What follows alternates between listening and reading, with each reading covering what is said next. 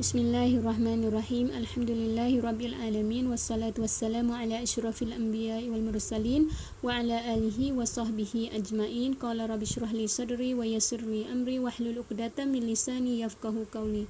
Assalamualaikum warahmatullahi wabarakatuh.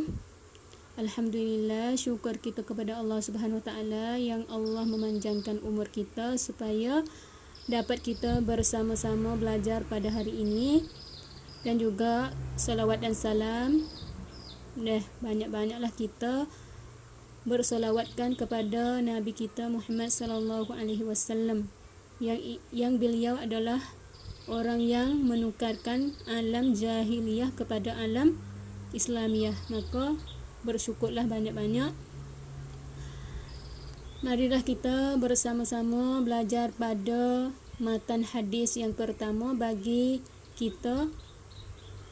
Dan matan ini bagi pelajar yang ada buku, maka bukalah buku pada muka yang 18.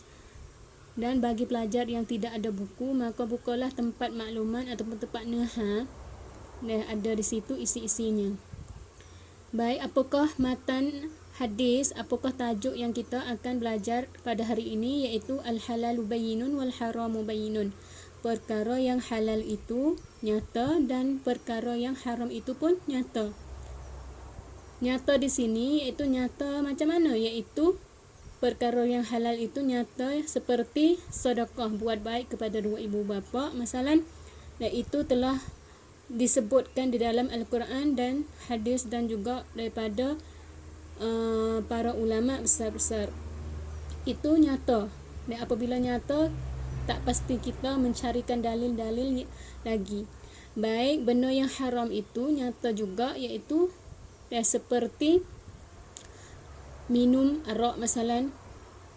Itu telah nyata, telah disebutkan di dalam Al-Quran dan juga di dalam hadis bahawasanya minum arak saat itu adalah perkara yang haram. Maka ini kita tak pasti mencarikan dalil yang lain lagi untuk mencarikan apakah hukum bagi minum arak, sebab itu adalah nyata yang telah sebut di dalam Al-Quran dan juga hadis Rasulullah. Itu maknanya. Baik, marilah kita sama-sama belajar matan hadis pada hari ini dan juga sama-sama kita menuliskan makna-maknanya di dalam buku kita ataupun di dalam buku kita. Baik, bismillahirrahmanirrahim. An Abi Abdullah An-Nu'man bin Bashir radhiyallahu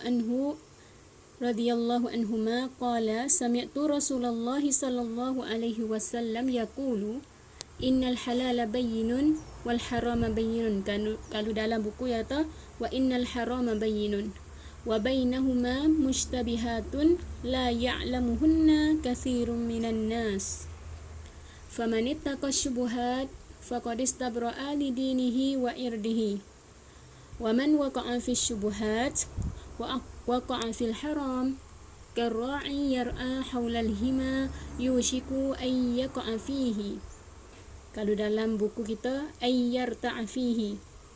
Ala wa inna likulli malikin hima, ala wa inna himallahi maharimuhu, ala wa inna fil jasadi mudghatan idza salahat salahal jasadu kulluh wa idza fasadat fasadal jasadu kulluh ala wahyal qalbu muttafaqun alaih. Di dalam buku kita rawahul Bukhari wa Muslim. Tu supaya muttafaqun alaih maknanya diriwayatkan daripada Imam Bukhari dan Imam Muslim. Itu adalah matan hadis kita pada hari ini. Dan apakah makna dia? Marilah kita bersama-sama menulis maknanya dan bersama-sama faham makna dia. Dia kata an Abi Abdullah An-Nu'man bin Bashir radhiyallahu anhuma qala, daripada Abi Abdullah An-Nu'man bin Bashir radhiyallahu anhuma berkata ya An-Nu'man bin Bashir tadi, kata sami'tu Rasulullah sallallahu alaihi wasallam, telah aku mendengarkan Rasulullah sallallahu alaihi wasallam yaqulu, itu bersabda ia Nabi Muhammad sallallahu alaihi wasallam. Nabi bersabda Nabi bersabda kata apa? Innal halala bayyinun wa innal harama bayyinun.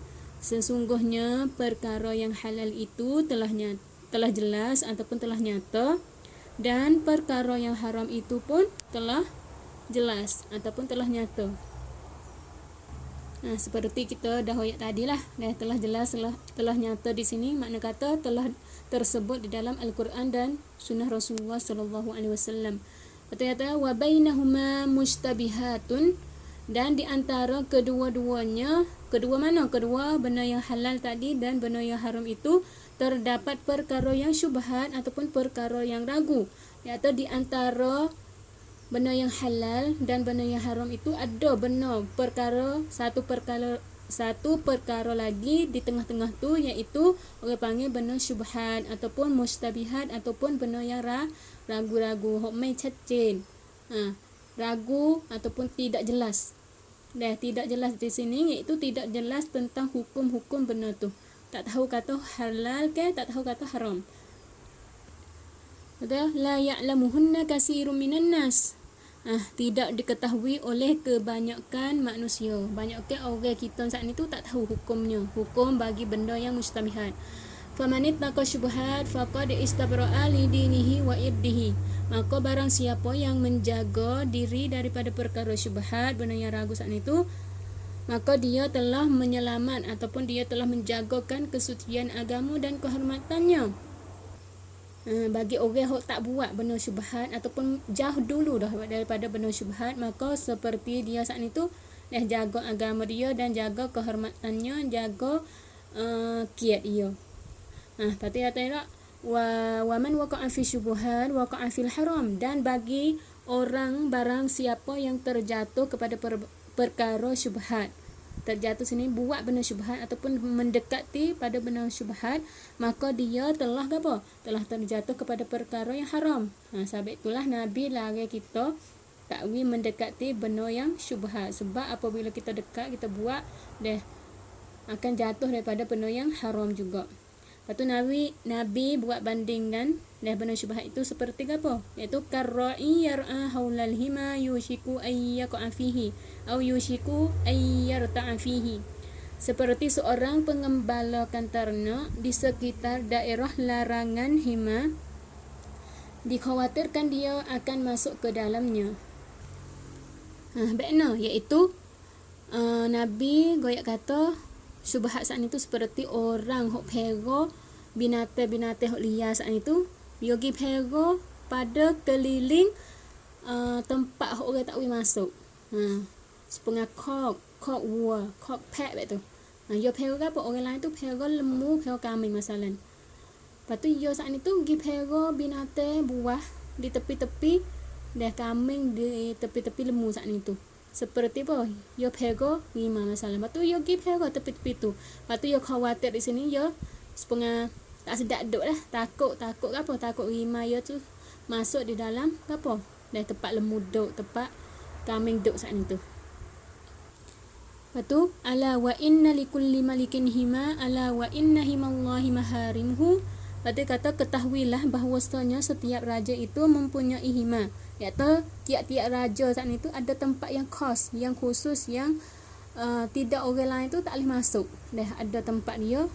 Apabila raja saat itu dia ada tempat orang lain tak boleh masuk. Apabila tak boleh kalulah kita pergi masuk, maka kita salah lah dengan hukum raja saat itu. Dan juga ketahuilah juga dia kata bahawasanya himallah iaitu tempat larangan hak Tuhan saat itu haramkan. Iaitu Tuhan pun lebih-lebih lagi Tuhan. Ada tempat barang hak haram baginya. Bagi kita lah. Tuhan mengharamkan kita tak boleh makan agak. Tetapi apabila kita pergi makan, kita apa orang panggil buat benda yang haram hak Tuhan larang kita. Itu bagi Allah Subhanahu Wa Taala dengan kita hak tu kita dosa lah tu. Salah lah kita. Lepas tu kata ala wa inna fil jasadi mudghah iza salahat salahal jasadu kulluh. Ketahuilah bahawasanya di dalam tubuh badan kita manusia saat itu terdapat sepotong daging, ada setokor daging. Kalaulah apabila daging tersebut baik, maka baik pula seluruh tubuhnya. Apabila salah satu daging saat itu baik molek, maka seluruh tubuh badan kita pun molek, seluruh perbuatan pun kita molek. Apabila hati kita baik, maka apa? Kita tak buat lah, kita tak dekat lah dengan benda syubhat, sebab dia tak tahu atau hukum nafsu halal ke haram. Dia tak buat mula kalau lah hati dia baik. Lepas tu kata wa iza fasadal jasadu kullu, dan apabila setokok daging saat ni tu rusak ataupun jahat, maka rosak pula seluruh tubuhnya. Dan apabila hati kita apabila setokok daging saat ni tu jahat, maka seluruh tubuh kita pun jadi jahat. Sebab hati kita tu sebagai raja bagi seluruh tubuh badan kita. Apabila hati kita jahat, maka kita nak buat benda yang syubhat saat ni tu, buatlah sebab yang jahat, ia tu hawa nafsu dia, tak kira kata hukum dia gapo, haram ke halal dak. Dan ni benda syubhat, benda hok tak tahu, tak syirat kata haram ke halal, maka kau mudahlah nak buat. Baik, apakah setokok daging hok Nabi sebut saat ni tu? Apa hok setokok daging yang ada di dalam tubuh kita? Kalaulah tokok saat ni tu baik, maka baik semua, dan apabila tokok daging saat ni tu jahat, maka jahat semua. Apa? Iaitu Nabi kata ala wahiyal qalbu. Ketahuilah sekompal ataupun setokok daging saat ni tu tersebut adalah hati kita.